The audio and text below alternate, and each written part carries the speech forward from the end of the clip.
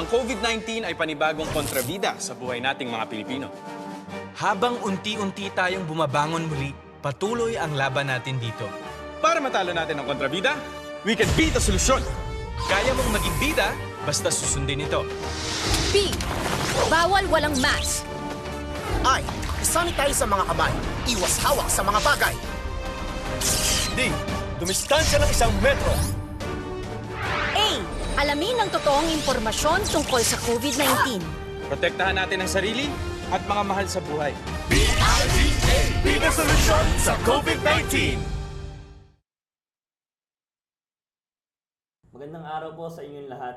Ako po ay si Barangay Administrator Jonathan Herona mula po sa Section 397 of Republic Act 7160 or the Local Government Code of 1991 ay mandato ang pagsasagawa ng Barangay Assembly 2 beses sa loob ng 1 taon upang ating marinig at matalakay ang semestral report ng barangay tungkol sa mga programa, aktibidad, pinansyal at mga problemang nakakaapekto sa barangay.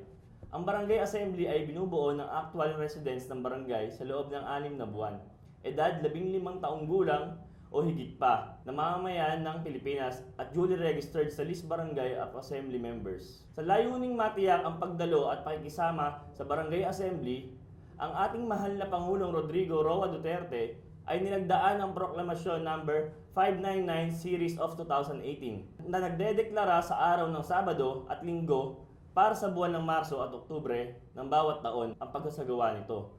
Alinsunod sa nabanggit na proklamasyon, lahat ng mga barangay ay dapat magsagawa ng kani-kanilang pagpupulong sa bawat barangay sa bawat semestral sa alinmang nabanggit na araw. Ang Barangay Gaya-Gaya sa paglipas ng panahon ay mabilis na lumago at mabilis na umunlad, na ngayon ay pangalawa na sa pinakamalaking barangay na may pinakamalaking populasyon sa buong lungsod ng San Jose del Monte. May bilang mahigit 56,000 populasyon, may 12,000 mahigit na bilang ng pamilya. May nasakop na 17 na sitio at 10 na subdivision. Parami rin ang mga nagbubukas ng malalaking establishmento sa ating lugar na katunayan ng kaunlaran ng ating barangay. Taon-taon ay nagkakaroon ng pagtaas ng ating ira. Kasabay nito ang iba-ibang mga proyekto at iba't ibang mga programa na ating naisasagawa sa ating barangay. Sa bidyong ito ay ating matutunghayan ang State of Barangay Address or SOBA na ang nilalaman ay ang mga sumusunod. Una, mga natapos na programa at proyekto sa unang semester ng taong kasalukuyan. Ikalawa, financial report para sa unang semester ngayong taon. At ikatlo, mga plano upang mapigilan ang paglaganap ng sakit na COVID-19. Atin din pong mapapanood ang ilang mga impormasyon at paalala sa pag-iwas sa COVID-19 at ilang mga kasanayan na dapat nating palagiang maisagawa.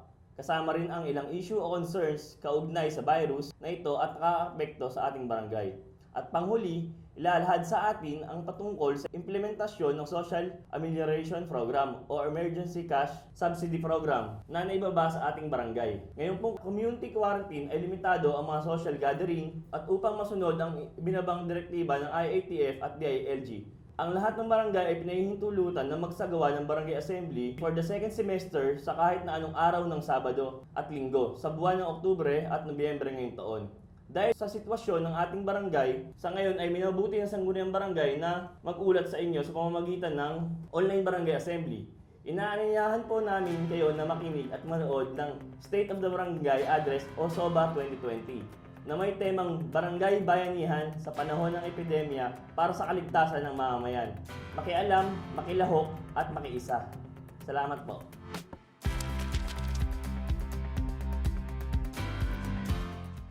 Magandang araw po sa ating lahat.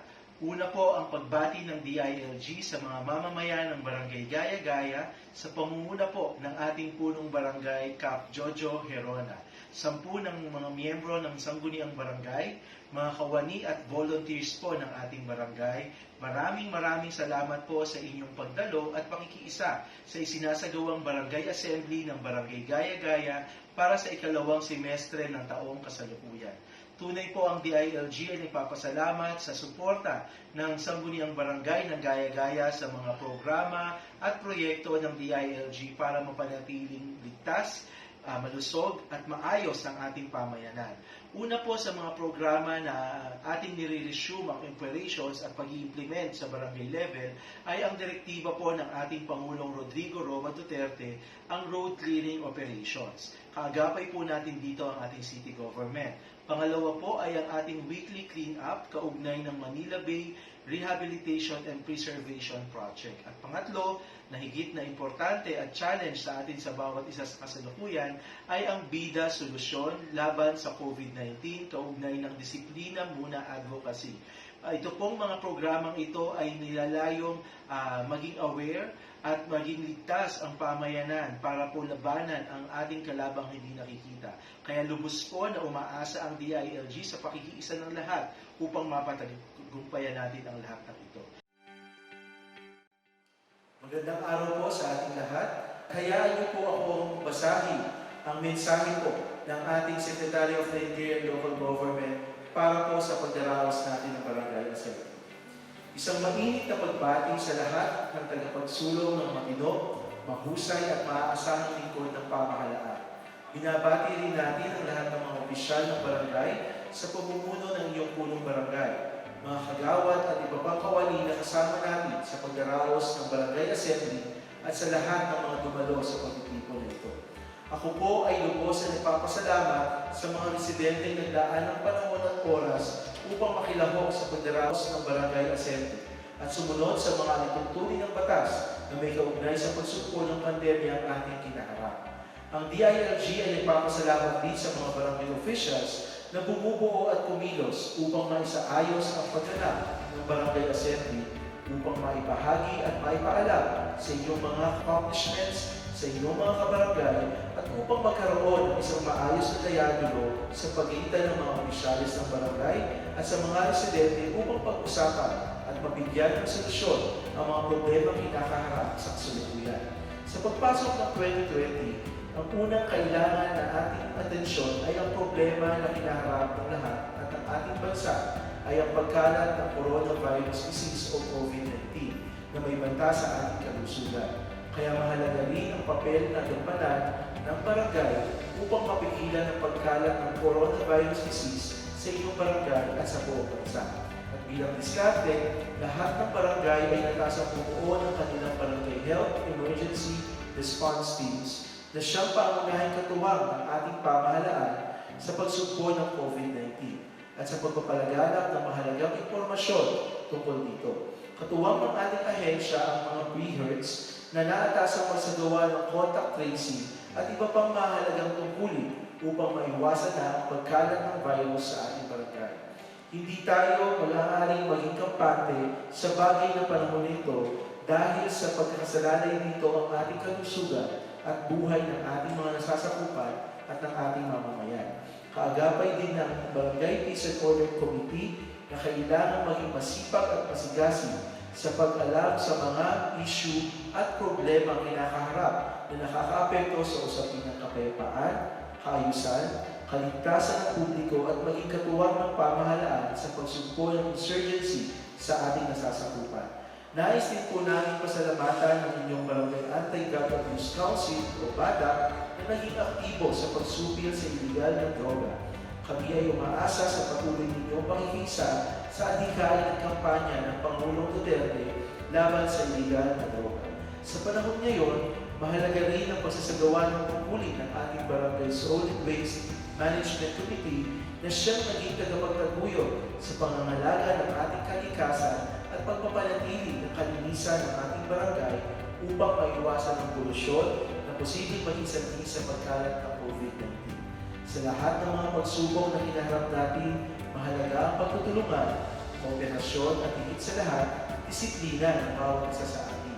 Disiplina sa ating sarili, sa pamilya at sa pamayanan. Ito ang hamon sa bawat isa sa atin na bahagi ng ating kabarangay, ang kampanyang bida at ang disiplina muna upang maging matagumpay tayo sa ating adhikaling labanan at sugpuin ng COVID-19.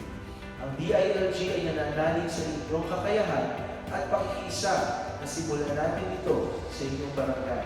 Isama-sama pagtutulungan at disiplina upang mapanatili ang kaayusan at kaligtasan. na siyang magiging susi upang ating makamit ang tagumpay at pag-asenso na ating community. Lagi ninyong isipin na magkaagapay tayo tungo sa isang ligtas, matiwasay at maayos na pamumuhay para sa buong sambayan ng Pilipino. Makialam, makilahok, makiisa, barangay, mabuhay ka. Mula po kay Secretary of Interior and Local Government, Honorable Eduardo M. Maraming salamat.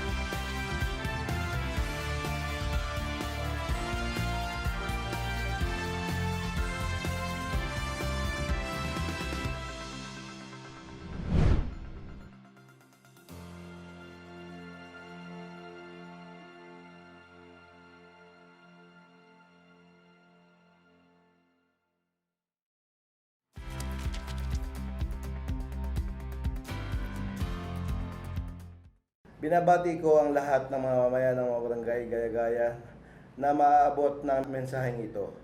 Sa kabila ng naranasan natin ngayong tinatawag nating new normal, dala ng pandemya na mas kilala bilang COVID-19, ay kinakailangan nating tuparin ang mandato ng Koda ng Lokal na Pamahalaan, Section 397B, kung saan ang lahat ng barangay ay kinakailangang magsagawa ng asembleyang pambarangay. Bagaman ito ay naantala noong buwan ng Marso sapagkat ang buong bansa ay nakaranas ng COVID-19 pandemic. Ngunit sa bisa ng Memorandum Circular number 2020-137 mula kay Sec. Eduardo Anyo, ang Barangay Assembly ay kailangang maisagawa sa taong ito sa pagitan ng buwan ng Oktubre hanggang Nobyembre sa taong kasalukuyan na may temang Barangay Bayanihan, panahon ng epidemya para sa kaligtasan ng mamamayan. Tunay na napakahalaga ng kaligtasan ng mga mamamayan. Sa nakalipas na humigit kumulang 9 na buwan, ay tunay na naranasan natin ang hagupit na sa panaginip ay hindi natin inaasahan na ating maranasan. Buwan ng Marso taong kasalukuyan na tayo ay magimbal sa unang kaso ng COVID-19 sa ating lungsod. Sa buwang ito, ipinatupad ang community quarantine na matapos isang linggo ay inanunsyo ng Pangulo na paigtingin ang quarantine at ito ay naging enhanced community quarantine, kung saan sa isa lamang sa bawat pamilya ang makakalabas upang bumili ng pagkain at pangunahing pangangailangan na may takdang araw lamang sa lugar o barangay. Tunay na sa isang iglap lamang ay nabago ang ating mga buhay at ang lahat sa isang pagkakataon ay naging pantay-pantay, mahirap man o mayaman. Kasunod ng pangyayaring ito, ang pagsisimula ng kakulangan ng pagkain, lalo na sa mga mahihirap nating mamamayan na umaasa lamang sa mga arawang panghanapbuhay tulad ng paglalako ng paninda, pamamasukan sa mga pabrika, mga komersyal establishmento at konstruksyon. Maging ang mga driver ng pampublikong sasakyan tulad ng bus, jeep, tricycle ay nawalan din ng hanapbuhay. Tunay na naapektuhan ang humigit kumulang na 80% ng ating mamamayan. Bilang ama ng ating barangay, gayon din ang buong sanggunian ay labis ding nabahala sa mga pangyayaring ito. Sunod-sunod ang pagpupulong at pagkasagawa ng estratehiya kung papaanong maiibsan ang paghihirap na dinadanas ng ating mga mamamayan. Estratehiya na ang lahat ay makaligtas sa pandemya at kagutom na daranasin dahil sa kawalan ng hanapbuhay habang hinihintay ang tulong mula sa lokal at nasyonal na pamahalaan. Dahil dito, minabuti ng sanggunian na unang gastusin ang naipong pondo na hindi nagastos noong nakaraang taon na nakalaan lamang sa kalamidad na nagkakahalaga ng 871,427.59 kung saan ang halos 99% nito ay inilaan sa bigas, mga delata at iba pang mga pangunahing pangangailangan na may pamigay sa mamamayan na naapektuhan ng pandemya. Sumunod na ginastos para sa pandemya ang Barangay Disaster Risk Reduction Management Fund na nagkakahalaga ng 1,332,230.35 kung saan ang 48% ay ginamit na rin sa pagbili ng pangunahing pangangailangan tulad ng bigas, delata at iba pang pangunahing naipamigay sa mga pamilyang higit na nangangailangan. At ang 52% nito naman ay ang pagbili ng gamot at mga gamit upang maiwasan at mapangalagaan ang mga frontliners na siyang nakikipaglaban sa kalabang hindi nakikita ang virus. Bumili rin tayo ng mga personal protective equipment para sa ating mga barangay health worker na buong pusong nakikipaglaban sa coronavirus. Naglagay din tayo ng mga disinfection tent upang mapangalagaan naman ang mga lahat na mga papasok sa establishmento ng ating barangay, tulad ng barangay hall at health center. Ginamit din na ito tuwing magpapa-payout ng mga social amelioration program mula sa DSWD. Naglagay din tayo ng mga hand washing areas upang ang pagkalat ng coronavirus ay mapigilan at ang mamamayan ay hindi mahawahan. Matapos magamit ang mga pondong ito, ay hindi na rin naging sapat upang mabigyan ang lahat ng pamilyang nasasakop ng barangay. Kaya't maging ang mga proyekto na nakapaloob sa Barangay Development Fund ay minabuti na din nating i-revert sa pamamagitan ng pag-aproba ng Supplemental Budget 1 and 2 na naglalayong ilaan ang pondo ng dalawang proyekto na nagkakalaga ng 2.5 million upang magamit pa din sa pambili ng pagkain at ilang pangunahing pangangailangan na humigit kumulang sa 12,014 pamilyang maaaring magugutom dulot ng epidemyang ito. Ang layunin ng sangguniang barangay ay maging unang tulong na mapanatiling ligtas ang aming mamamayan habang hinihintay ang pagdating ng tulong mula sa lokal at nasyonal na pamahalaan at ito naman ay natupad. Sumunod na ang tulong mula sa lokal at probinsya, kaya't ang lahat ng pamilya sa ating barangay ay nabigyan ng pagkain at ilang pangunahing pangangailangan habang unting-unting binubuksan ang mga hanapbuhay at binabalik sa normal ang ating mga pamumuhay. Bagamat kulang at hindi sapat ang ating pondo upang maibigay ang lahat ng pangangailangan ng ating mamamayan, ay naging malaking tulong ito upang mapanatiling ligtas ang ating mamamayan. Tunay na may ilang namatay dahil sa pandemya at ito ay labis naming ikinalulungkot. May ilan ding mga kawani ng barangay na nahawa sa sakit na ito dulot ng kanilang paglilingkod sa mga mamamayan ng barangay. Sa kabila ng napakadelikadong kalagayan ay buong puso nilang ginaganap ang kanilang tungkulin. Saludo po ako sa inyo, tunay na kayo ang mga bagong bayani. Sabi nga sa isang kasabihan, tough times never last, tough people do. Ang pandemya ay lilipas at mawawala. Ngunit ang matitira ay ang mga taong matatag at matitibay. Matapos ang humigit kumulang 9 na buwan, narito din tayong lahat, buhay at lumalaban. Sabi nga ni Confucius sa isang kanyang sulat, "Our greatest glory is not never falling, but in rising every time we fall." Sama-sama tayong muling bumangon. Kapag umuulan, hanapin natin ang paglabas ng baghari. At kapag madilim, hanapin natin ang mga bituin. May 1, 2020, nang dumating ang unang bugso ng tulong mula sa National na Pamahalaan, ang Social Amelioration Program o SAP, para sa 5,000 mamamayan na dumaan sa evaluation ng Department of Social Welfare and Development Office. May 9, 2020, dumating muli ang tulong para naman sa humigit kumulang 1,000 pamilya na nabibigyan pa din ng SAP. Sapagkat ang unang yugto ng pamimigay ay hindi nakasapat upang mabigyan ng lahat ng pamilya sa ating barangay na naapektuhan ng pandemya, ay naglabas muli ang DSWD ng 2,500 na bilang ng pamilyang bibigyan ng SAP. Ito ay ang tinatawag na waitlisted. Buwan ng Hunyo nang sila ay mabigyan ng SAP. Sapagkat ang barangay Gaya-Gaya ay may pangalawa sa may pinakamaraming bilang ng residente na naninirahan sa buong lungsod ng San Jose del Monte. Ang inilaang humigit kumulang 8,500 na bilang ng pamilyang nabigyan ng SAP ay hindi pa din sapat sapagkat ang halos lahat ng pamilya ng aming barangay ay naapektuhan ng pandemya. Sapagkat halos lahat ng pamamayan sa aming barangay ay namamasukan lamang sa mga pribadong kumpanya na naapektuhan din ng pandemya.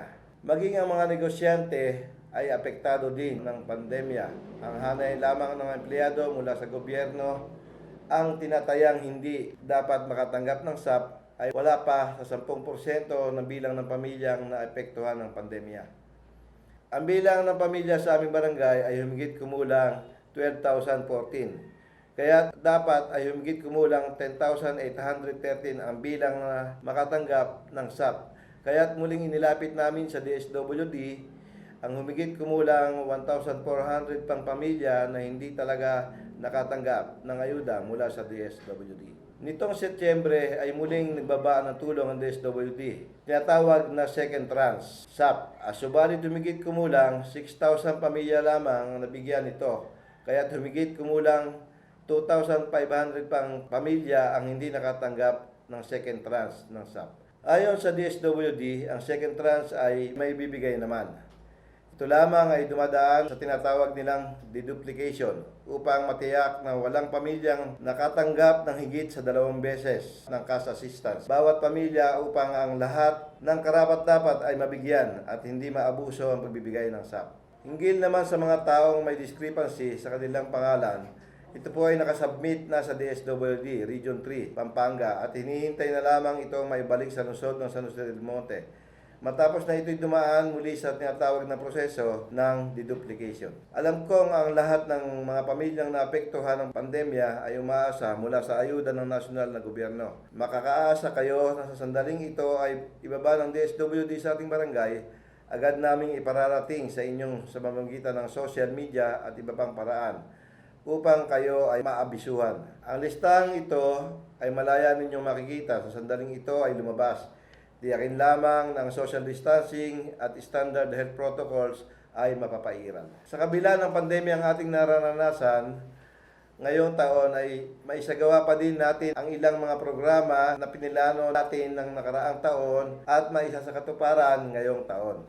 Paggawa ng concrete wall, drainage canal with cover, Morning Star Subdivision, Estrella Homes 3. Pagpapagawa ng concrete wall, drainage canal with cover, Marcela Village. Pagpapagawa ng concrete wall, drainage canal with cover, Policarpio Street. Pagsasayos at pagpapagawa ng tulay, footbridge, Sitio Paculis. Pagsasaayos at pagpapagawa ng material recovery facilities sa Tower Bill 6D. Pagpapakabit ng kakaragdagang CCTV. Pagpapagawa ng bagong building health center sa tabi ng Marcela Cover Court. Repropping na 3 layers slope protection Tower Bill 6C. Pagpapagawa ng drainage canal continuation sa Policarpio Street. Pagpapagawa ng barangay outpost sa Tower Bill 6F. Pagsasaayos ng Child Development Center sa Tower Bill 6C. Pagpapagawa ng bakod ng mini talipapa sa Tower Bill 6C. Pagpapagawa ng bakod sa Material Recovery Facility. Pagsuporta at pagtulong sa pagpapagawa ng terminal sa Tower Bill 6G. Pagpapagawa ng bakod ng Child Development Center sa Verde Heights.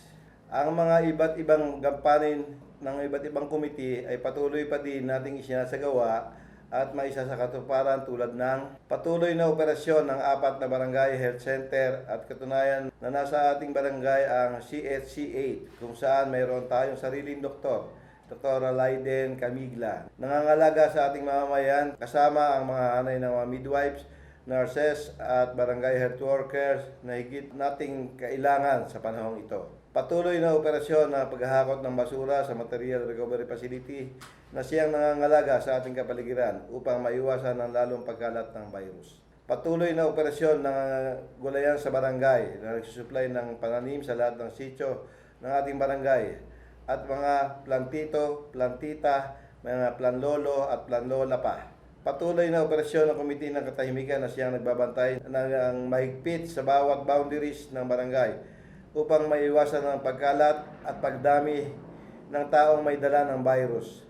Patuloy din ang pagpatupad ng mga social distancing at curfew hours sa mga mamamayan upang maiwasan ang dami ng kaso ng COVID-19. Mahigpit na pagpapatupad ng City Ordinance 2020-067-05 o ang Ordinance requiring the mandatory use of face mask in the City of San Jose del Monte. Patuloy na pagbabantay ng pagsumpo ng droga sa kabila ng pandemya. Patuloy na pagsuporta at pagtulong sa mga paaralan upang maipagpatuloy ang edukasyon ng mga mag-aaral ngayong taon sa kabila ng pandemya. Pagbibigay ng livelihood programs upang makatulong makapaghanap buhay, lalo na sa mga nawala ng hanap buhay dahil sa pandemya. Pagtiyak na sa kabila ng pandemya ay maaabot ang ini-estimate o tinatayang kita ng barangay upang hindi maapektuhan ang napondohang proyekto ng barangay. Sa kabila ng pandemya ay tinatayang maabot natin ang tinatayang kita ng barangay dahil sa maagap na pagkilos ng Komite ng Pananalapi bago tayo tamaan ng pandemya.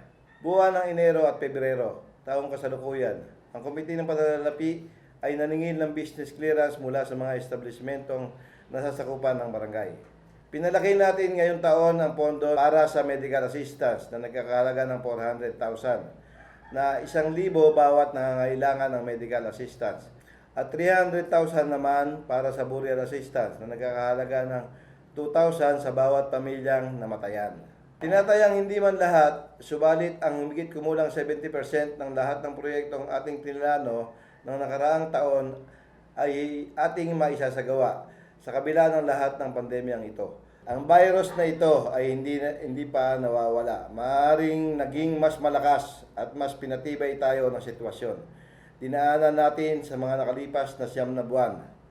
Isang kataga mula kay Franklin Roosevelt ang aking naiisip dahil sa naging sitwasyon natin ng nakaraan. Courage is not the absence of fear, but rather the assessment that something else is more important than fear.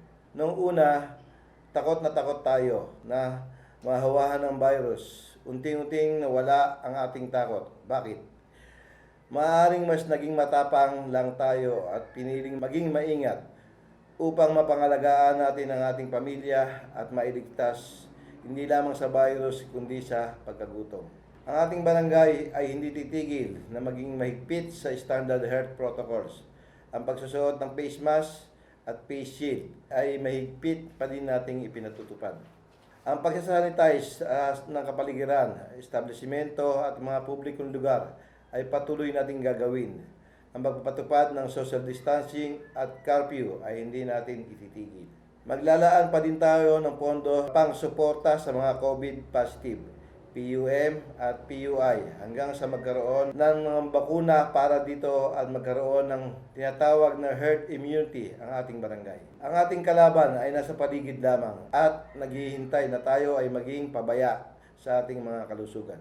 Ang laban na ito ay laban nating lahat, kaya tayo ay maging disiplinado sa ating mga tahanan, tayo ay magsimula at kalaunan mula sa isa, ito'y magiging 2, 4, 8, 16, hanggang sa maging 60,000 na siyang bilang ng ating populasyon sa ating barangay. At kung ang lahat ng disiplinado at maingat na hindi tayo kayang talunin ng COVID-19, virus lang ito, tayo ay tao. Ako ay nagpapasalamat sa pagkakataon na kayo ay aming nakasama sa ganitong mga kapanahunan, sapagkat ang naging aral sa pandemyang ito sa atin ay ang sinabi ni Kiban Sio, "The greatest lesson that COVID-19 can teach humanity is that we are all in this together."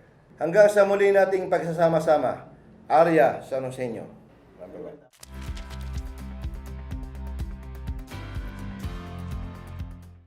Magandang araw po sa inyong lahat.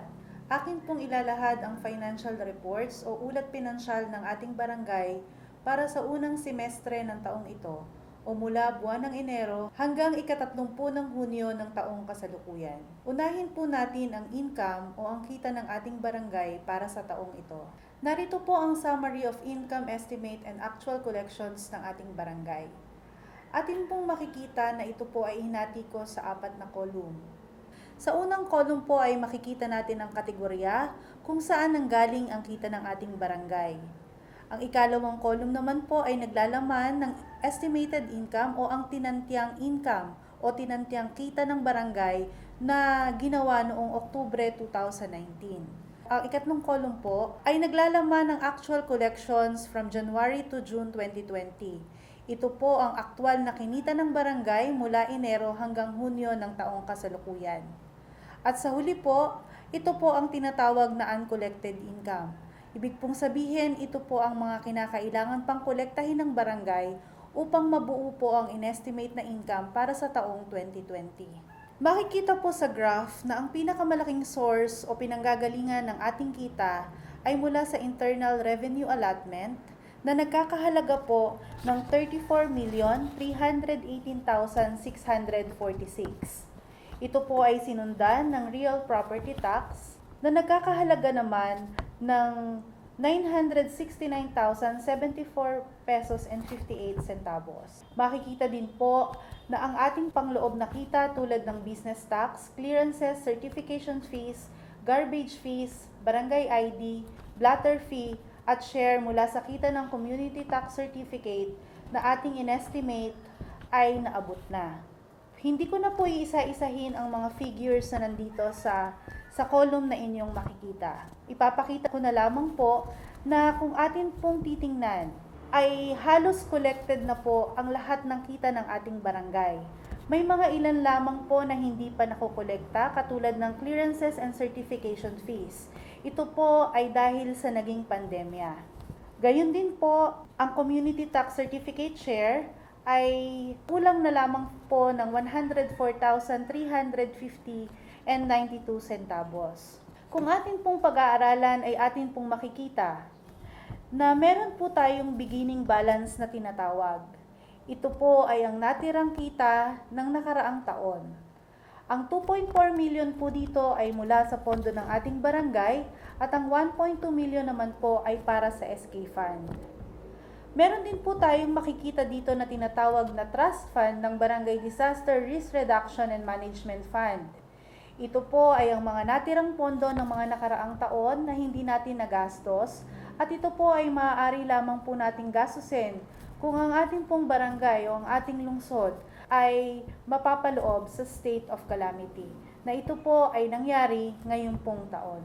Nais ko rin pong ipakita ang actual collection per month na nangyari po sa ating barangay mula January 1 hanggang June 30, 2020. Kung atin pong mapapansin, ang atin pong kita ay hindi nagkakalayo. Tingnan niyo pong mabuti ang ating chart. Hindi po nagkakalayo ang kita sa bawat buwan. Enero po ay kumita tayo ng 3,616,632.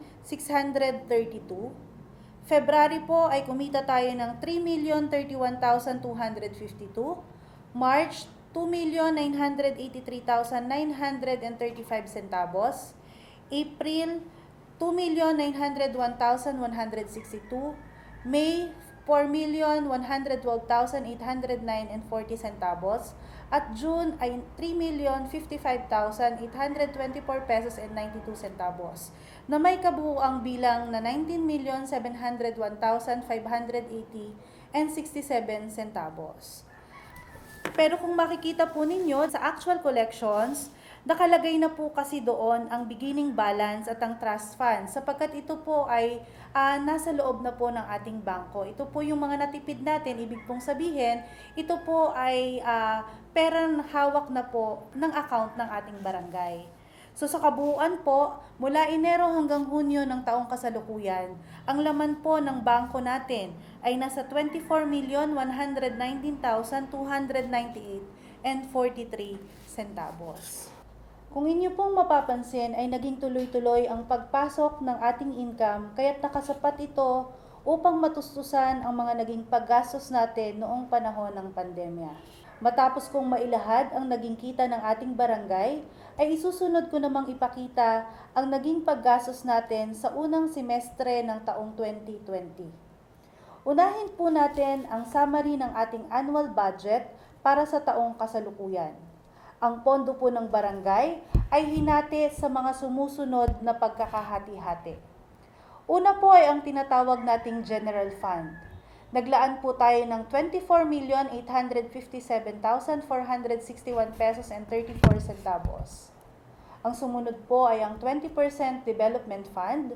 Ang inilaan po natin dyan ay 6,863,729 pesos and 20 centavos. Ang sumunod po ay ang SK Fund na nagkakahalaga ng 4,872,206 pesos and 9 centavos. Ito po ay sinundan ng Barangay Disaster Risk Reduction Management Fund na nagkakahalaga po ng 1,835,736 pesos and 84 centavos.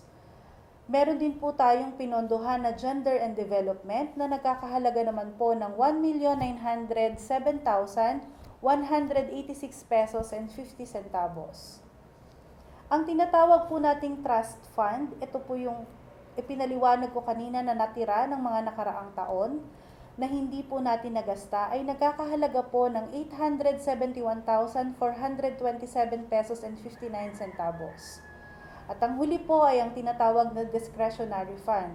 Ito po ay 2% ng real property tax ng next preceding year o ang 2% ng real property tax noong taong 2018. Ito po ay nagkakahalaga ng 17,207.04 centavos. Ang kabuuang budget po natin para sa taong pong 2020 ay nagkakahalaga po ng 41,224,954 pesos and 60 centavos. Hayaan niyo pong ipakita ko po sa inyo kung papaano po nahati ang budget ng ating barangay. Makikita niyo po sa chart ang actual na porsyento ng pagkakahati-hati ng pondo po ng ating barangay. Ipapaliwanag ko po sa inyo mamaya kung ano-ano po ang ibig sabihin ng mga parte na iyan. Tingnan po natin ang chart. Ang orange na parte po ay ang nagastos natin para sa unang semestre ng taong 2020. At ang gray na parte po ay ang hindi pa natin nagagastos. Makikita po natin na ang ating naging paggastos ay halos magkasing laki lamang. Katunayan po na nakasunod pa din tayo sa ating mga pagpaplano at paggastos ng ating pondo batay sa ating mga pangangailangan. Nais ko pong himay-himayin at ipaliwanag sa inyo ang bawat isa sa mga pinaglalaanang ito, kung ano-ano ang nakapaloob dito, kung magkano ang ating nagasta, at kung magkano pa ang ating natitirang pera. Unahin po natin ang tinatawag nating General Fund. Ang General Fund po ay nahahati sa 4 na parte. Ang Personal Services, MOOE, Capital Outlay at Financial Expenses. Katulad po ng ginawa ko kanina, gumawa rin po ako ng 4 na column. Ang unang column po ay naglalaman ng appropriations. Ang pangalawang column po ay naglalaman ng estimated budget for 2020. Ang ikatlong column po ay naglalaman ng actual expenditures from January 1 to June 30, 2020. At ang ikaapat na column naman po ay naglalaman ng remaining budget for 2020. So kung atin pong titingnan, ang nagastos po sa personal services ay nagkakahalaga ng 1,540,595 pesos at may natitira pa tayong 1,683,595.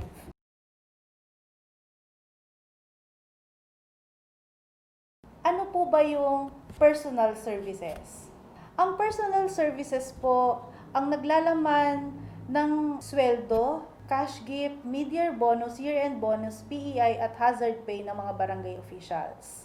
So ito po ang aktual na nagastos mula Enero hanggang Hunyo ng taong kasalukuyan, 1,540,595 at mayroon pa po tayong natitira na 1,683,595. Isunod naman po natin ang tinatawag natin na MOOE or Maintenance and Other Operating Expenses. Ano po ba ang MOOE? Ang MOOE po ang naglalaman ng mga ginagastos ng ating barangay sa operations.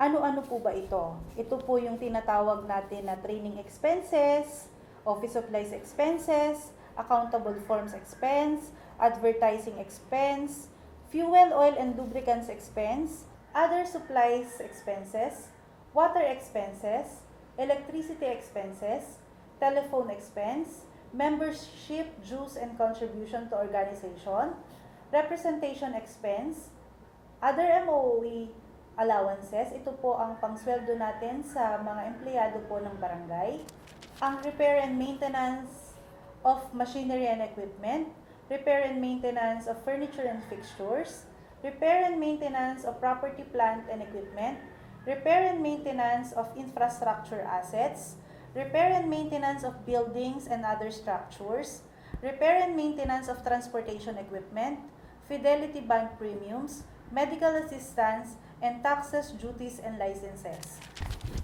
Para po sa taong ito, tayo po ay naglaan ng 18,821,271.34 para po dito.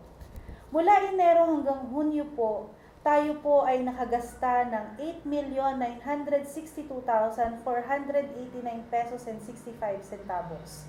Ang natitira pa po nating pondo para dito ay nagkakahalaga po ng 9,858,781 and 69 centavos. Isunod po natin ang tinatawag natin na capital outlay. Ano po ba yung capital outlay? Ito po ay ang mga pagawain natin at mga kagamitan na ginagasta po sa loob ng barangay. Ang capital outlay po na pinaglaanan po natin para sa taong ito ay ang retrapping ng Towerville 6C, construction of drainage canal at Policarpio Street, construction of outpost at Towerville 6F, office equipment and ID equipment, furniture and fixtures. Ang ating pong inalaang pondo para sa taong ito ay 2,800,000 at ang ating pong nagasta mula Enero hanggang Hunyo ay 789,019 pesos. At tayo po ay may natitira pang 2,010,981 pesos. At sa huli po ang tinatawag po natin na financial expenses. Ano po ba yung financial expenses? Ang financial expenses po, ito po ay ang pambili po natin ng checkbooks na ginagamit po namin sa pag-i-issue po ng mga cheque po na pinagbabayaran po ng gastusin ng barangay. Sunod naman po natin ang tinatawag nating 20% Development Fund. Ang 20% Development Fund po ay nagmumula sa Internal Revenue Allotment. So kung ang Internal Revenue Allotment po natin ay 34 million, ang 20% po nito ay 6,863,729.20 centavos.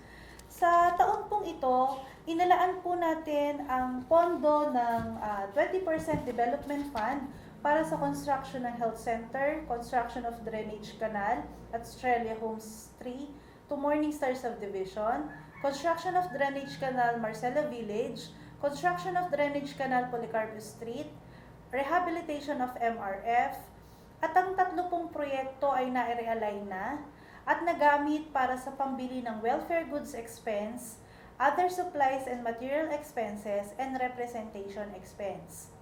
Mula Enero hanggang Hunyo po, ang kabuuang nagastos po natin sa ating Barangay Development Fund ay 4,524,395.28 At ang natitira po nating budget para sa 20% Development Fund ay 2,339,333 pesos and 92 centavos. Ito po ay ating gagastusin sa pagpapagawa po ng Barangay Health Center at sa other supplies and material expenses and representation expenses na may kaugnayan po sa COVID-19 pandemic. Ang 3 po sa unang proyekto na naaprubahan ng Development Council ay na-realign na at nagamit natin sa panahon ng pandemic. Ang 3 pong sinasabi ko kanina ay ang construction ng multipurpose na nagkakahalaga ng 1.5 million, ang construction ng multipurpose sa Towerville 6B na nagkakahalaga ng 1 million, at ang construction ng drainage canal sa Andres Bihasa Road na nagkakahalaga din ng 1 million. Ang 3 pong ito ang naisakripisyo upang mabigyan ng ayuda ang ating mga mamamayan na nangangailangan nung panahon ng pandemya. Isunod po natin ang tinatawag natin na Barangay Disaster Risk Reduction and Management Fund. Ito po ay 5% ng kabuuang budget ng barangay na nagkakahalaga ng 1,835,736 pesos and 84 centavos. Ang pinaglaanan po natin para sa taong ito ng Barangay Disaster Risk Reduction Management Fund ay mostly po na napunta sa mga gastusin para sa COVID-19 pandemic.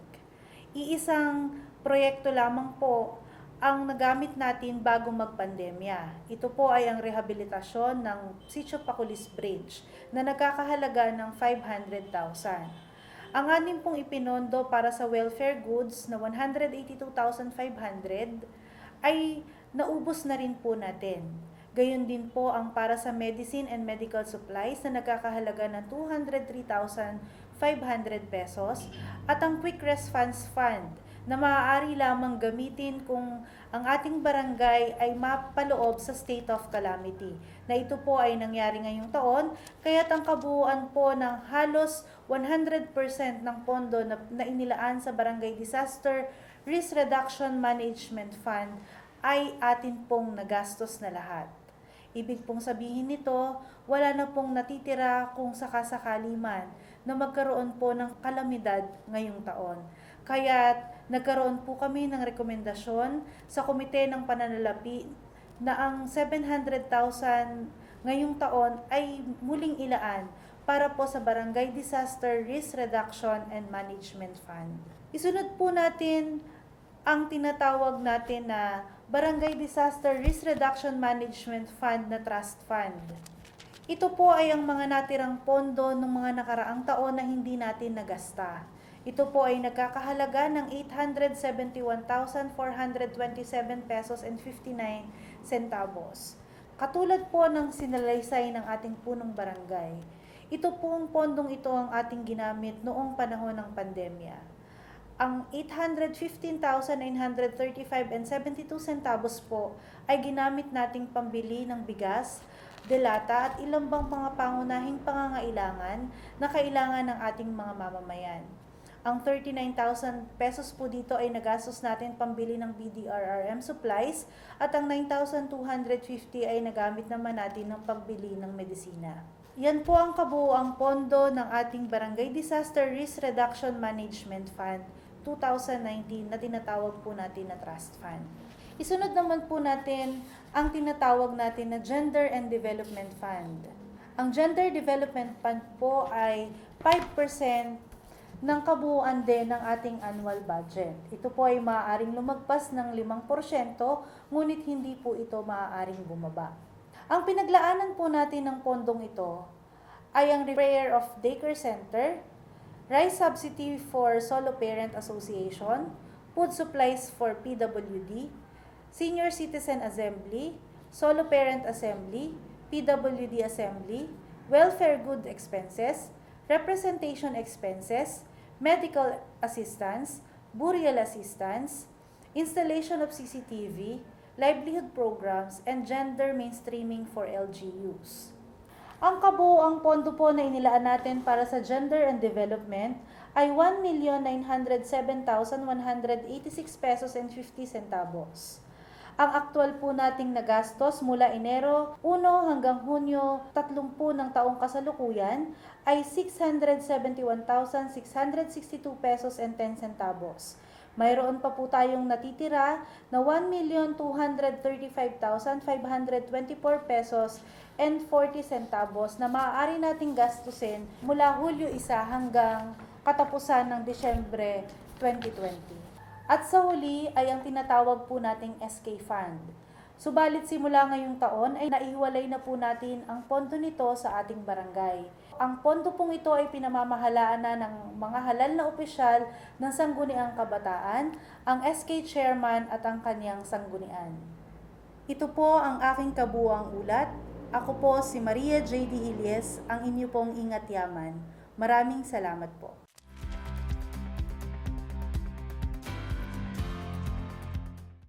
Isang mapagpalang araw po sa ating lahat, sa ating mahal na punong Barangay Kapitan Jojo Herona, sa ating mga kagawad at sa bawat isang mamamayan ng Barangay Gaya-Gaya. Ako po si Catherine Quiñonero, Committee Chairman on Youth and Sports Development. Hindi lingid sa ating lahat ang banta ng COVID-19, kung kaya't isinagawa namin ang Sabat 2020 sa pamamaraang ito na maipahatid ang aming mga anunsyo, report at ilang mga paalala sa bawat mamamayan ng Barangay Gaya-Gaya. Ako po ngayon ay maglalahad ng aming mga natapos na gawain kasama ng aking mga sangguniang kabataan members at sa patnubay ng ating sangguniang barangay sa nakalipas na isang semester, gayon din ang aming mga plano pang programa sa mga susunod na panahon. Mga programa: Teenage Pregnancy Program na dinaluhan ng 16 na kabataan. Layunin ng programang ito na mabigyan ng kaalaman ang bawat kabataan sa mga negatibong epekto ng maagang pagbubuntis. Pamamahagi ng dental kits sa ilang mag-aaral ng Heroesville Elementary School kasabay ng pagdiriwang ng National Dental Month. Pamamahagi ng ilang hygiene kits, relief goods sa ilang mga kabataan na magsimula ang pandemya upang karagdagang tulong sa mga pamilyang apektado ng COVID-19. Pagdaraos ng mga feeding program sa Toyota Village, Morning Star Subdivision, Towerville 6F and G at sa ilan pang mga sitio. Pagbibigay ng tulong sa mga pampublikong paaralan sa pamamagitan ng pagdodonate ng ilang mga bond papers upang karagdagang supplies ng mga paaralan sa pag-iimprinta ng modules ng mga mag-aaral sa ating barangay. Gayon din ang pagbibigay ng mga printers at bond papers sa ating mga daycare center na kanilang pangunahing kinakailangan sa kanilang pagtuturo at pag-iimprenta din ng mga workbook ng mga kabataan. Patuloy pa rin ang pagsuporta natin sa ating mga ALS learners sa pagbibigay ng kanilang mga kinakailangan ng mga supplies para sa kanilang pag-aaral. Atin din po ang ipinaayos ang ilan sa ating mga covered court. Ang Sangguniang Kabataan din ay nagpagawa ng 2 tent upang magamit sa mga programa ng barangay at ipahiram sa mga mamamayan ng barangay higit lalo sa ating mga kabataan.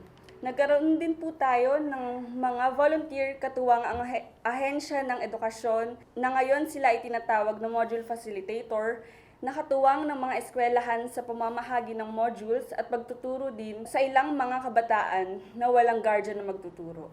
Isa rin sa aming pangunahing programa ang magkaroon ng scholarship program sa ilang mga mag-aaral sa kolehiyo na makakatanggap ng 3,500 kada semester.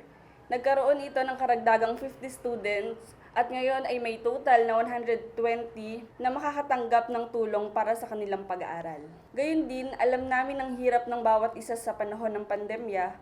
Maraming nawalan ng trabaho ang kanilang mga magulang, kung kaya't aming napagkasunduan na magamit ang aming supplemental budget upang makapaglaan ng maliit na halagang tulong sa ating mga mag-aaral sa elementary, high school at senior high. Ang mapipiling 400 students ay makakatanggap ng 1,000 in check sa taong ito. Ngayon ay kami rin ay naglaan ng pondo upang magkaroon ng Xerox machine na maaari ring makatulong sa pag-reproduce ng mga modules ng ating mga mag-aaral. Isa ring programa bilang cleanliness campaign ang paglalagay ng metallic trash bin na nahati sa 2. Ang isa ay tapunan ng plastic bottles at isa naman ay para sa mga tin cans na tinatawag na shoot that kalat. Ang mga naipong kalat ay pwede ring magamit na ibenta upang maging income generating o hindi kaya ating ilagay sa MRF upang kanila rin pong magamit na ipalit semento sa ating lungsod. Mga plano pa, pamamahagi ng school supplies, gift giving para sa mga indigent youth, pamamahagi ng uniforme sa mga mag-aaral ng ALS, pagpaplano na magkaroon ng e-library ng Sangguniang Kabataan sa susunod na taon kung saan maglalagay ng ilang mga computer upang magamit ng mga kabataan sa kanilang pag-aaral, karagdagan pang scholars, school supplies palit plastic bottle program, libreng print at xerox palit plastic program, mangkabuhayan package on wheels. Akin na rin pong gagamitin ng pagkakataong ito upang humingi na mas mahaba pang pasensya sa ating mga manlalaro sa barangay na ito dahil sa hindi pa rin tayo maaaring magsagawa ng mga sports league at sports program dahil sa banta ng COVID-19. Kami po ay nangangakong babawi sa inyo sa mga susunod na buwan o taon pag pinayagan na po tayo ng pagkakataon. Makakaasa po kayo na kami ay patuloy na mag-iisip at magsasagawa ng mga makabuluhan at kapaki-pakinabang na programa sa ating barangay higit lalo sa ating mga kabataan. At bilang pagtatapos, ako po ay nagpapasalamat sa ating kapitan, sa buong konseho, higit lalo sa ating mga mamamayan na patuloy na sumusuporta sa ating barangay at sa ating mga programa. Gayon din sa ating mga masisipag na frontliner at tauhan ng barangay na buong pusong nagbibigay ng serbisyo sa ating barangay. Sa kabila ng banta ng panahon, hangad po namin ng inyong patuloy na kaligtasan. Sama-sama po tayong manalangin na matapos na ang pandemyang ito at makabalik na tayo sa normal na pamumuhay. Muli, maraming salamat po.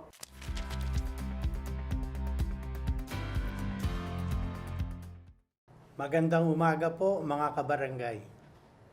Ako po si Kagawad Nanding Biasa, ang inyong lingkod sa Barangay Gaya-Gaya at may hawak ng mga sumusunod. Ako po ang chairman ng Committee on Budget and Finance, chairman ng Committee on Ways and Means. Ako rin po ang chairman ng Committee on Discipline.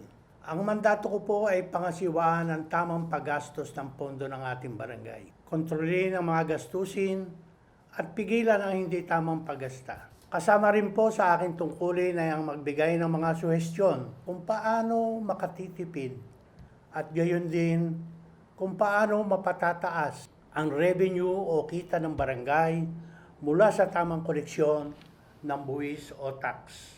Gayon din tungkulin ko ang makipag-ugnayan sa iba't ibang sangay ng barangay para mapaganda ang sitwasyon o environment dito sa barangay upang makaakit ng mga investors o mamumuhunan na magtayo ng mga negosyo dito sa ating barangay. Sa ilalim naman ng Subcommittee on Discipline, tungkulin ko na panatilihin ang kaayusan at disiplina ng lahat ng kawani ng barangay. Sa Committee on Budget and Appropriation, naging maganda ang pasok ng 2020 para sa ating barangay. Ang beginning balance po ay 4 million more or less. At mula sa koleksyon ng business tax at certification ay nakatipon tayo ng mahigit 1 milyon. Ang maganda po dito ay tumaas ang ating IRA o Internal Revenue Allocation sa 34 million. Ibig sabihin, mas marami tayong pondo na magagamit natin pantustos sa iba't ibang proyekto at programa ng barangay. Bukod dito, nakatanggap tayo ng 4 na bagong sasakyan at 1 bagong garbage truck mula sa Department of Interior and Local Government under ARGAP. At para matauhan ang mga sasakyang ito, nag-hire tayo ng karagdagang kawani gaya ng drivers, biomen, BHW at maging clerks. Sa kabuuan po ay umabot na sa 170 ang total na kawani ng barangay. Subalit noong kalagitnaan ng Marso 2020, inanunsyo ng ating Pangulong Duterte ang pagdating ng pandemya rito sa ating bansa, ang tinatawag na COVID-19. Dahil dito, inilagay niya ang buong bansa sa lockdown at kasama rito ang probinsya nating Bulacan at ang lungsod ng San Jose del Monte. Bunga nito, natigil ang public transportation at maging mga airports ay isinara.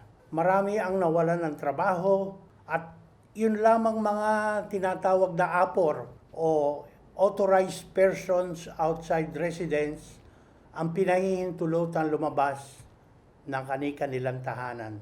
Because of this, walang makain ng mga tao at kinakailangan bigyan ng ayuda ng mga local governments. Nagbaba ng order ang DILG sa lahat ng LGU na magbigay ng ayuda sa lahat ng mga nasasakupan ng barangay.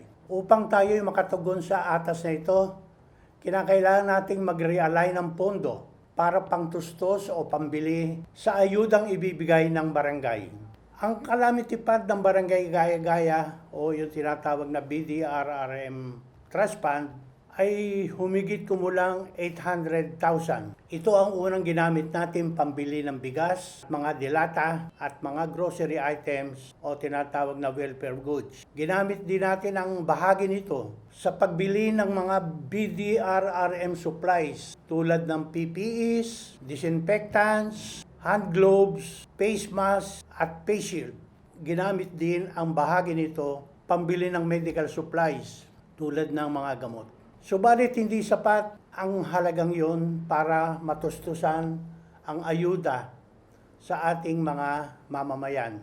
Kinakailangan pa nating mag-realign at ang unang ginalaw na napagkaisa ng konseho ay ang BDF o yung ating Barangay Development Fund. Isinaisang tabi natin ang ilang mahalagang proyekto tulad ng multipurpose building, pagpapa-improve nitong ating barangay main na nagkakahalaga ng 1.5 million, ang drainage canal sa Andres Biasa Road sa halagang 1 milyon, at ang pagpapagawa ng multipurpose building sa Towerville 6, Phase B na may halagang 1 milyon. Ang ayuda sa ating mga barangay mula sa pondo ng barangay ay 4 na beses na naipamigay, 12,000 pamilya. Out of 55,000 population ang nabigyan ng ayuda. Ang opisina ng ating mayor na si Arthur Robes ay 3 beses na nagpadala rin ng tulong dito sa atin at nabiyayaan ng mahigit 8,000 pamilya. At mula sa opisina ng ating Governor Daniel Fernando ay paulit-ulit na nagpadala rin ng tulong na naipamahagi sa buong barangay. Ang isa pang malaking pagsubok na dumating sa atin ay ang pag-implementa ng SAP o yung tinatawag na Social Amelioration Program. Ang first tranche o yung unang bagsak ay nagsimula noong Mayo 1 at dito ay nabiyayaan ng halos 6,000 pamilya o household. Ang second tranche ay dumating naman noong buwan ng Setyembre sa halos 6,000 pamilya.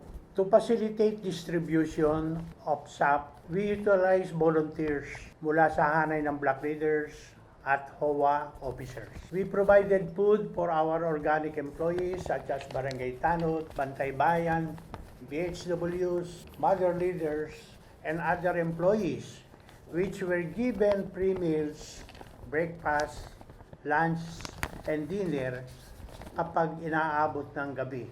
As of October 2020, our barangay funds, which can be used to buy food and supplies or ayuda, is already depleted and exhausted. To tide us over for the rest of the year, we passed a supplemental budget of 2.5 million. The pandemic, however, stayed and continued until now. The total 2.5 million is already exhausted and we may request for additional supplemental budget to cover payables. Under Ways and Means, despite the pandemic, new businesses continue to be established and arrive dito sa barangay. May nagpatayo ng isang gasoline station, 2 convenience stores, 3 cell sites, at various small businesses such as pharmacy, water station, salon, tattoo studio, barber shop, car wash, at maging milk tea shops.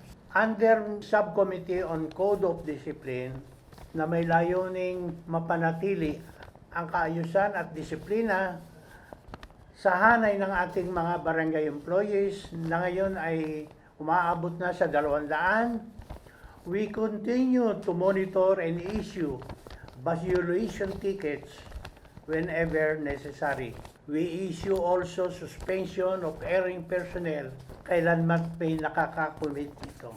At hindi tayo mag-aatubiling mag-dismiss ng ating tauhan na makakagawa ng grabing paglabag. Hanggang dito na lamang po at ako'y nagpapasalamat sa ating punong barangay, Kapitan Jojo Herona, at sa aking mga kasama sa konseho, at ako'y dumadalangin na sana malagpasan natin itong dinaranas nating pandemya.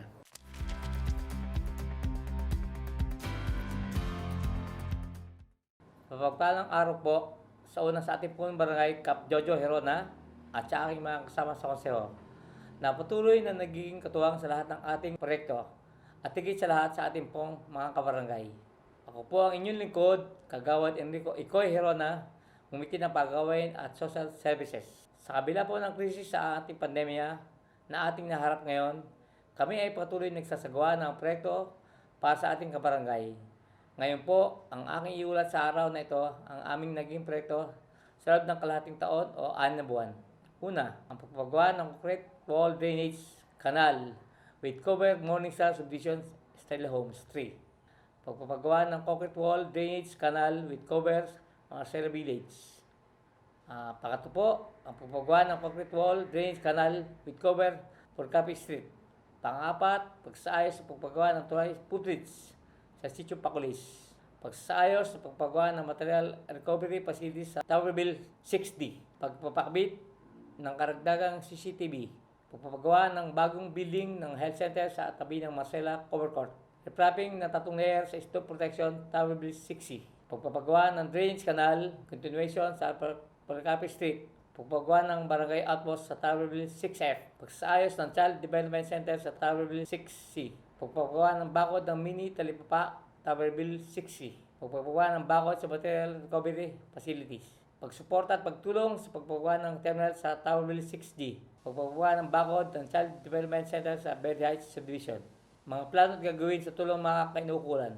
Pagpapasimento ng bypass road sa Marcela Village, Towerville 612, Gumbak West. Pagpapasimento ng kalsada at paglalagay ng drainage sa ating sagitahanan.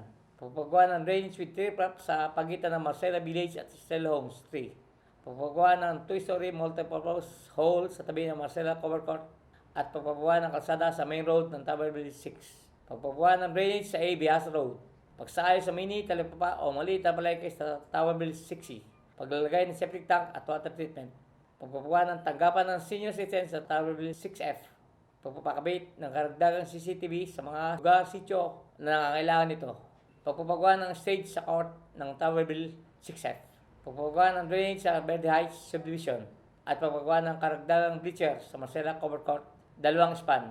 Paglalagay ng canopy sa Marcela Cover Court. Pagpapabakod sa perimeter fence ng Towerville 6G Cover Court. Paglalagay ng karagdagang streetlight sa mga sityo ng barangay. Pagpapagawa ng cover court sa Stella Homes 3. At pagpapagawa ng cover court sa Morningstar Subdivision. Pagpapasmento ng kalsada, alternative road, phase 1 to phase 2, Stella Homes 3. At pagbili ng lote sa tabi ng barangay hall. Maraming salamat po sa inyong pakikinig. Maraming salamat din po kay Kap Jojo at sa mga kasama ko sa konseho. Asahan po ninyong lahat na patuloy kami magsasagawa pa ng ibang proyekto para sa ikaunlad ng ating barangay.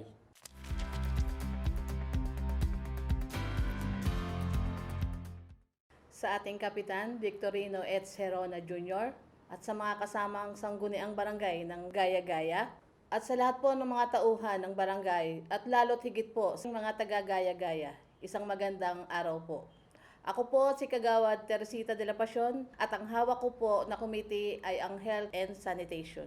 Ako po ay mag-uulat ng mga nagawa natin sa loob ng halos 1 taon. Nataon naman po na napanahon ng ating committee sa panahon ng pandemya na nagsimula sa buwan ng Marso hanggang sa kasalukuyan.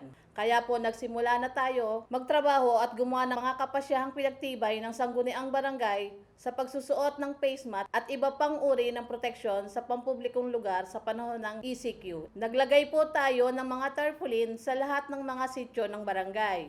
kaugnay sa mandatory use of face mask at sa mga lalabag po ay may kaparusahan. Unang paglabag po, magmumulta po tayo ng 1,000.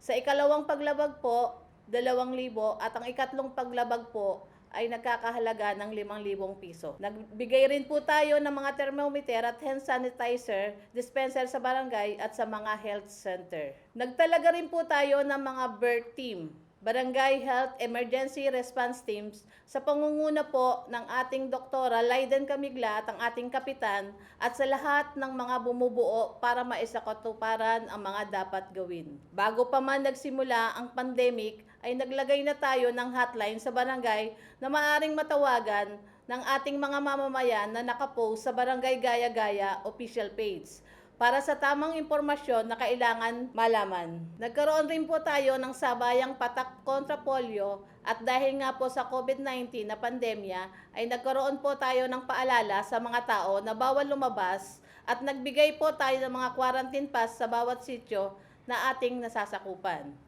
Ginawa po ang pag-issue ng quarantine pass sa bawat household ng barangay bilang paglimita sa paglabas ng mga tao upang maiwasan ang pagkalat ng virus. Nagbigay din po tayo ng mga relief goods sa ating mga mamamayan sa panahon ng ECQ.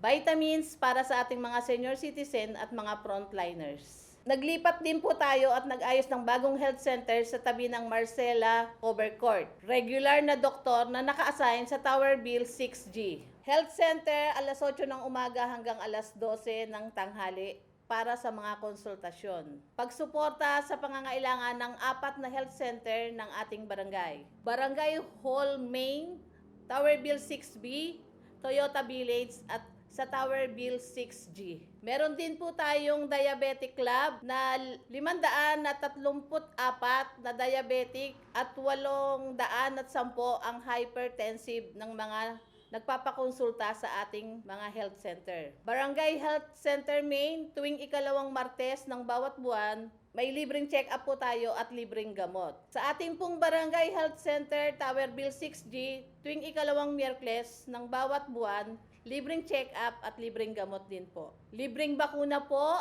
para sa mga bata, edad 0 to 12 months tuwing ikatlong Martes ng bawat buwan. At meron din po tayong expanded program immunization na tinatawag din po natin na 5-in-1. Meron po tayong 1,416 na beneficiaries. At meron din po tayo sa pneumonia, may beneficiaries po tayo na 1,416. Meron din po tayong oral polio and activated polio vaccine na ang beneficiaries po natin ay 1,626. Para naman po sa edad 9 na buwan hanggang 12 buwan, meron po tayong measles, mumps, and rubella beneficiaries. Sa edad 0 din po to 9 months, meron po tayong measles na ang beneficiary po natin ay 384. Libreng services, gamot at vitamin sa 4 na health center ng ating barangay. Patak, vitamin A, edad 6 na buwan to 59 months, 2 beses 1 taon. Ito po ay sinasagawa natin tuwing Abril at Oktubre. Meron din po tayong Operation Timbang kada first quarter at third quarter ng taon. Check-up ng mga buntis tuwing araw ng Huwebes. At ang ating pong mga buntis na beneficiaries ay 588. Vitamins po, mga perosulfate at bakuna ng tetanus toxoid para sa mga buntis. Vitamins at food supplement ng mga batang na italang malnourished para maabot ang mga tamang timbang. Sputum test at genes test expert para malaman kung positibo sa tuberculosis. Libreng gamot sa loob ng 6 na buwan. At ito po ay meron tayong 87 beneficiaries. Gamot at vitamins, if available po sa mga residenteng nangangailangan gaya ng gamot sa lagnat, kirot, ubo, sipon, vitamins at iba pang mga gamot. Para naman po sa 12 buwan hanggang 21 buwan, meron po tayong deworming. Pupulga po tayo para sa mga bata at meron po tayong beneficiaries na 2,533.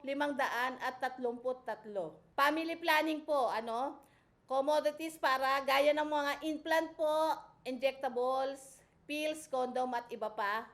Meron naman po tayong beneficiaries dyan na 2,622 pamilya. Monitoring at kampanya laban sa dengue, lalo na sa mga lugar na apektado nito. Pagsasagawa ng mga clean-up drive at fumigation taon-taon sa mga pampublikong paaralan, sa mga daycare center at sa mga lugar na may positibong may lamok na dala ng dengue sa tulong ng City Health Office. Pagsuporta at paghihikayat at pagpapadala ng mga donor sa isinasagawang bloodletting activity sa barangay sa lungsod ng San Jose del Monte. Pagsuporta sa programa ng DOH at City Health Office kaugnay sa mga pagpaparating ng kaalaman sa sakit na AIDS, HIV, STD at mga katulad nito. Pagkausap at paghigayat ng mga pagpatest upang maiwasan kung positibo ay makontrol ang sakit na ito. Mayroon din po tayong screening at testing. Operation Tuli tuwing nakaraang bakasyon. Nagkaroon po tayo ng 173 beneficiaries niyan. At noon pong Pebrero 14, 2020 ay nagkaroon po tayo ng bloodletting na isinagawa po sa ating barangay.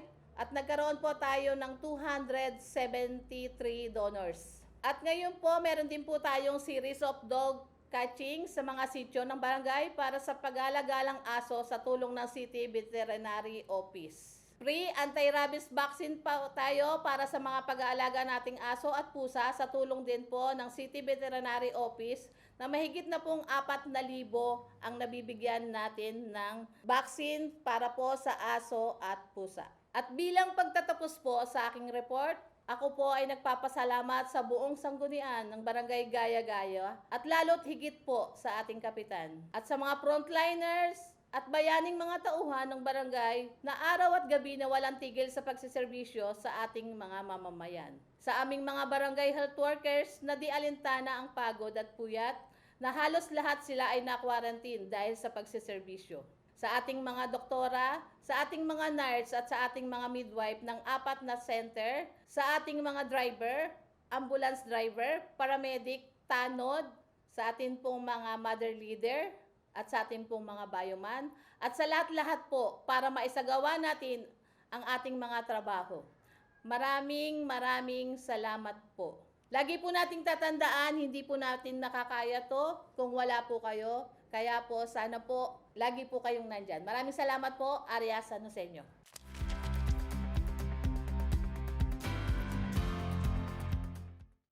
Sa aking mga minamahal na kabarangay, Barangay Gaya-Gaya. Ako po si Kagawad David Ortiz Jr., namumuno po sa Komite ng Edukasyon at Kabuhayan.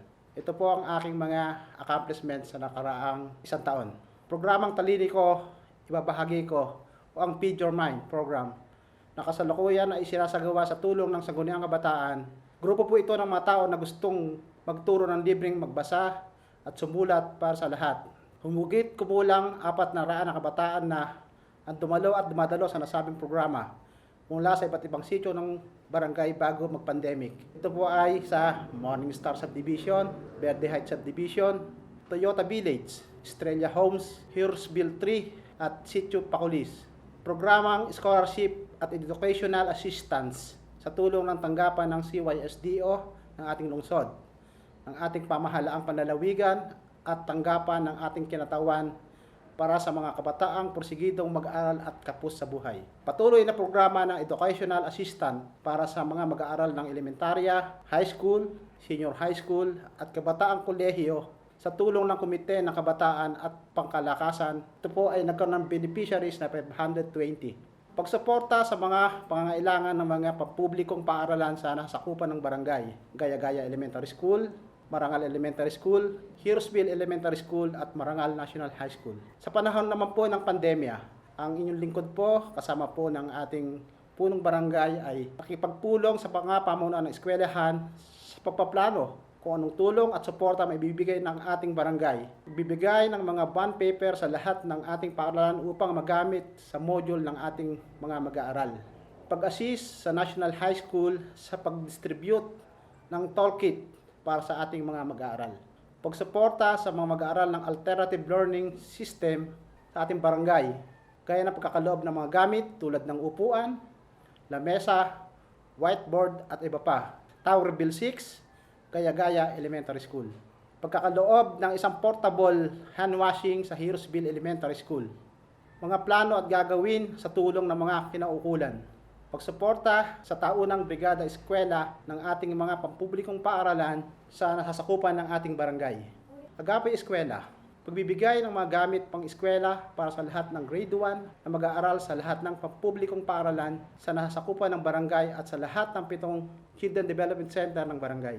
Muling pagbubukas ng library ng barangay, Reading Center o e-library. Sa tulong po ito ng Sangguniang Kabataan. Feeding program para sa mga kabataang kapos at kulang sa timbang na mag-aaral ng ating paaralan. Hygiene program, pagtuturo ng tamang pagtoothbrush, paghuhugas ng kamay at pagbibigay ng hygiene kit para sa mahihirap nating mag-aaral. Patuloy na pagsuporta sa gulayan sa paaralan sa tulong ng Komite ng Agrikultura. Patuloy na pakipag-ugnayan sa mga pribadong paaralan upang magkaroon ng scholarship ang ating mga kabataan na gustong makatapos ng pag-aaral. Sa Komite naman po ng Pangkabuhayan, pag-assist sa mga kabarangay na nais magkaroon ng trabaho sa pamagitan ng Barangay Training and Employment Coordinator. 2 po ang nag-beneficiaries po nito. Tulong sa mga nawala ng trabaho sa pamagitan ng Go Trabaho Program ngayong pandemic sa tulong po ng peso ng ating lungsod. 200 po ang naging beneficiaries ng ating mga kabarangay. Pagsasagawa ng hair rebonding training, massage training, manicure at pedicure training sa tulong ng Gandang Ricky Reyes Foundation noong nakarang Enero 2020 at 50 po ang naging beneficiaries po nito. Star Pieces Entrepreneurship Seminar. 12 session po ito sa tulong ng TESDA at Coca-Cola Company na dinaluhan ng 120 nating kabarangay bago magpandemya. Pagtuturo ng ganchilyo o crochet na makagawa ng magaganda at makukulay na sling bags, coin, purse at iba pa na maaaring maibenta. 2 po ang naging beneficiaries po nito at ngayon ay meron silang samahan at patuloy na gumagawa upang maging pangkabuhayan nila. Livelihood program sa tulong ng Resettlement Government Assistance Fund. 2 grupo mula sa Tower Bill 6G ang nag-benefit po nito. Pagtulong sa PSA para sa job hiring. Dito po ginanap sa Marcela Cover Court at humigit kumulang 100 na benepisyaryo na nagkaroon ng trabaho ng ating mga kabarangay. Pag-assist at pagsundo sa mga OFW na umuwi sa Pilipinas mula sa iba't ibang bansa. Humigit kumulang na 50 OFW po ang natulungan ng ating barangay. Mga plano at gagawin sa tulong ng mga kinaukulan. Pagtatayo ng Livelihood Training Center sa labas ng Tower Bill 6. Pagsasagawa ng iba't ibang skill training sa barangay at pagbili ng mga kagamitan na gagamitin para dito gaya ng makinang panahi, plastic sailor, heat gun, gas stove at iba pa. Training at workshop na pinaplanong ilunsad sa barangay bilang livelihood. Candle making, meat processing, baking in pastries, home care product making, hand soap liquid, bleaching liquid, retaso recycling, no-bake cakes, pastillas making, chocolate art, old clothes into the ragdolls and stuffed toys, gourmet cooking, figurine making, at felt art. Pagbibigay tulong upang makapagsimula ng negosyo. Pagbibigay tulong upang ma-promote at ma-market ang mga produkto mula sa livelihood ng ating barangay. Ang inyo pong lingkod rin ang naatasan ng ating punong barangay na mag-abot ng konting tulong o groceries para sa ating mga COVID patient at mga naka-quarantine. Bilang panghuli po, isang paalala lang po sa ating mga kabarangay. Alam ko po na lahat naman tayo naapektuhan po ng COVID-19 na ito.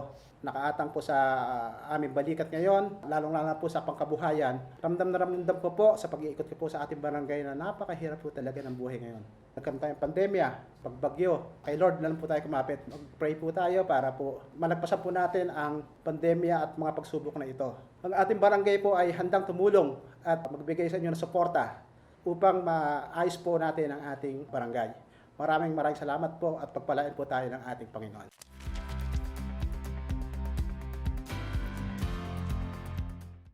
Magandang buhay, Barangay Gaya-Gaya. Ako ang inyong halal na kagawad na humahawak ng Komite ng Agrikultura. Kagawad Ilma po, narito ang aking pag-uulat. Humigit kumulang 10,000 na punla ang naipamahagi at 10 kilong mga buto sa nasasakupan ng buong Barangay Gaya-Gaya. May mga sityo na nababaan ng Komite ng Agrikultura para sa pagpapamahagi ng mga buto, punla, at lupa or garden soil. Ang ating pong nababaan na mga subdivision ay ang mga sumusunod. Evergreen Subdivision, Sagip Tahanan, Pakulis, Toyota Village, Verde Heights, Morningstar, Sampalucan, Bukid Area, at Herosville 1 and 3. May mga pampublikong paaralan na nababaan ng Komite ng Agrikultura para sa pamamahagi muli ng mga buto at punla at lupa or garden soil. Isa dito ay ang Marangal Elementary School, Barangay Gaya-Gaya Elementary School, Herosville 1 Elementary School. Ako po ay nagikayat at nagturo sa mga grupo na nais magtanim sa kanilang mga bakuran, gaya ng mga 4Ps, grupo ng mga senior citizens, grupo ng mga kababaihan, mga driver ng TODA, at sa mga vendors sa pamamagitan ng urban gardening. Humigit kumulang 30 na kabataan, edad 16 pataas, na tinuturoang magtanim ng halaman sa gulayan ng barangay. At ang bunga nito ay sa kanila ang pakinabang. Ako po ay nakipag-ugnayan sa Golden Bill Realty Development Corporation upang magamit ang 3 space o lote. Humigit kumulang 500 square meter lahat sa loob ng Tower Bill 6 na napagtaniman ng mga halamang namumunga, kagaya ng mga gulay at mga punong kahoy sa tulong ng tanggapan ng Senro at tanggapan ng Agrikultura bilang extension ng gulayan sa ating barangay. Tuloy-tuloy pa rin po ang ating programa na kagaya ng Basura Mo Punlako program. Basurang kapaki-pakinabang, kapalit ay halamang punla na namumunga. Sa kasalukuyan po ay patuloy na umiikot at nagmumonitor ang Komite ng Agrikultura sa mga gulayan ng mga sityo at sa mga paaralan. Nagtanim lalo na noong kasagsagan ng pandemya na ibinaba ng ating city para tayo ay magtanim, ipalaganap sa buong barangay na ating nasasakupan, ang magiging bunga ay para sa mga gustong magtanim. Sa ngayon ay maganda naman ang naging resulta, namumunga na ang kanilang mga itinanim. Mga plano pa sa Komite ng Agrikultura, seminars at dagdag kaalaman sa iba't ibang sityo ng barangay upang ma-promote ang urban gardening sa tulong ng City Agriculture Office at Senro at Komite ng Pangkalikasan. Seminars din patungkol sa mushroom productions, karagdagang pananim sa greenhouse ng barangay na mga herbal plants gaya ng mga luyang dilaw, oregano, sambong at iba pa. Yan po ang mga kaganapan sa Komite ng Agrikultura. Stay safe po sa ating lahat. Palagi pong magsuot ng face mask. Kagawad Elma po.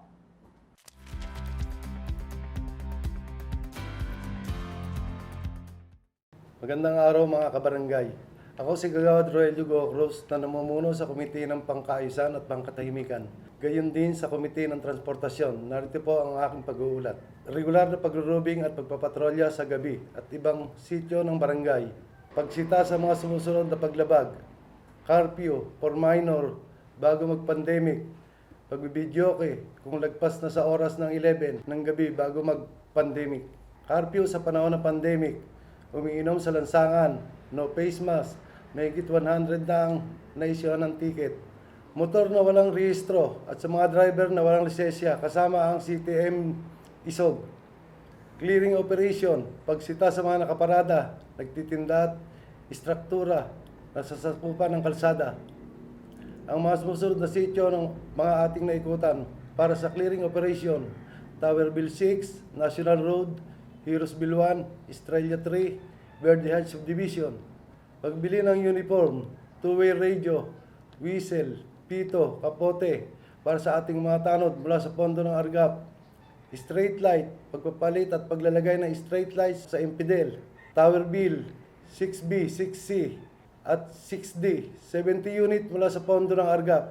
Karagdagang straight light sa Bihasa Road, 10 units, pagkakabit ng karagdagang CCTV, pagkakabit ng dashcam sa 3 sasakyan ng Barangay Patrol, pagsuporta sa programa ng ating Pangulo kaugnay sa pagsugpo sa pinagbabawal na gamot sa illegal gambling, 28 arrested sa illegal droga mula Enero 2020, Hunyo 2020, arrested dito sa Barangay Gaya-Gaya, taga dito at hindi taga dito.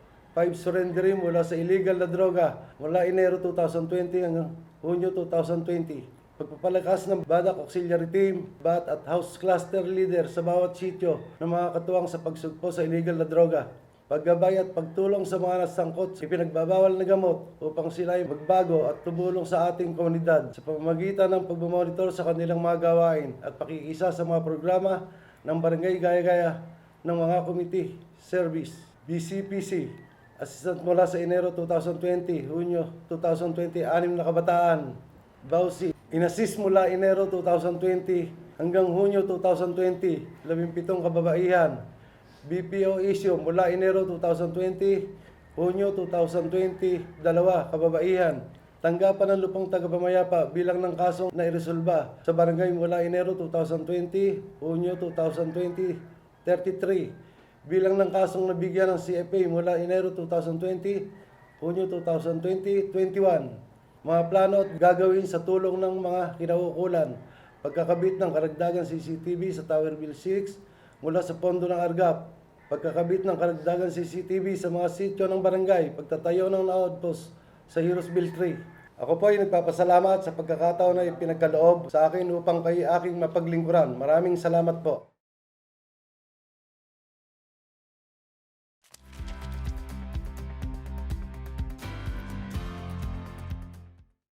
Pagpalang araw po, mga minamahal naming kabarangay.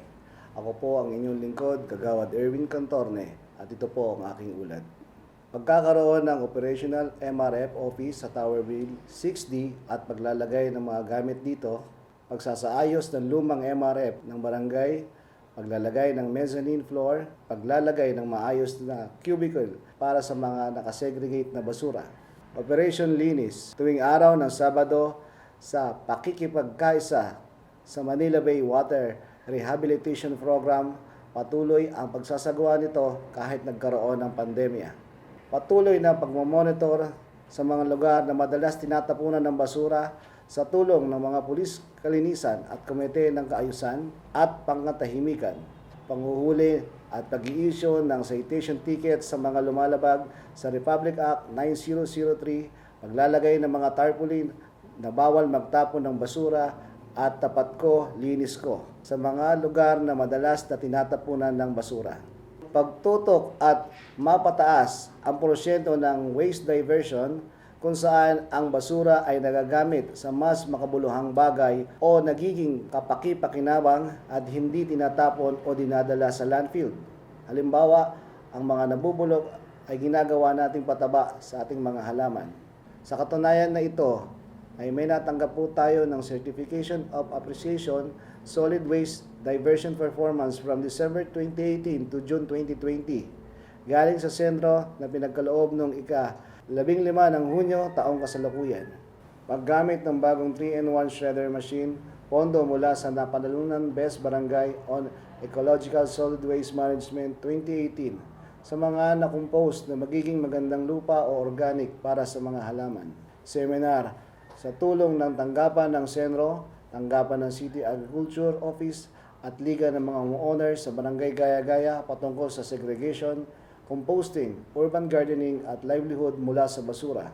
Mahigpit na pinatutupad ang no segregation, no collection of garbage policy sa buong phase ng Tower Bill 6. Pakikipagkaisa sa programa ng ating lungsod na basura palit semento kung saan ang mga naipong plastic ay pinapalit ng semento na magagamit naman sa ibang mga pagawain sa barangay. Mga plano at gawain sa tulong ng mga kinauukulan, pagtatalaga ng karagdagang pulis kalinisan at orientasyon sa tulong ng tanggapan ng Senro, livelihood program mula sa basura. Mahigpit na pagpapatupad na no segregation, no collection policy sa buong barangay, karagdagang lokasyon ng composting area with drying area, biodegradable mixer machine, extension MRF sa Tower Bill 6, karagdagang bioman at manpower. shredder machine, shelter, storage steel cage para sa mga sorted materials, papel at lapis, palit basura program, strawless policy, no plastic policy, patuloy na programa na search for malinis, maayos at berdeng kapaligiran, patuloy na orientasyon seminar sa ating mga kabarangay para sa tamang pamamahala ng basura at mapataas ang porsyento ng waste diversion na kung saan ang mga basura ay nagagamit pa at napakikinabangan na bagay. Karagdagang garbage truck, karagdagang push cart, programang kumikitang kabuhayan mula sa basura na kung saan ang mga nabubulok na basura na dinadala sa composting pit ay ginigiling at magiging magandang lupa para sa mga halaman na maaaring maibenta bilang organic fertilizer. At para naman po sa komite ng Disaster Risk Reduction and Management Committee, 662 kabuuang bilang na ng pasyente ang naserbisyohan ng patient transport vehicles ng barangay mula Enero 2020 hanggang Oktubre 2020. Pagdaragdag ng isa pang patient transport vehicle, early warning system mula sa ating pamahalaang lungsod na ilalagay o nailagay na po sa malapit sa ilog bilang hudyat at magiging babala sa pagtaas ng tubig dito. Paglalagay ng barangay hotline o patient transport vehicles. Mga plano at gagawin sa komite ng BDRRMC. Pagsasagawa ng earthwork drill, fire drill sa barangay upang maging handa sa oras na darating ang ganitong mga sakuna. Pagsasagawa ng series of seminars para sa mga miyembro ng BDRRMC, ambulance, paramedic at ambulance driver mula sa ARGAF. Pagbili ng mga karagdagang kagamitan para sa mga pagsasanay at paghahanda sa oras na dumating ang kalamidad, pagbaha, sunog at lindol. Muli, maraming salamat po. Mabuhay po ang Barangay Gaya-Gaya. Arya San Lucenio.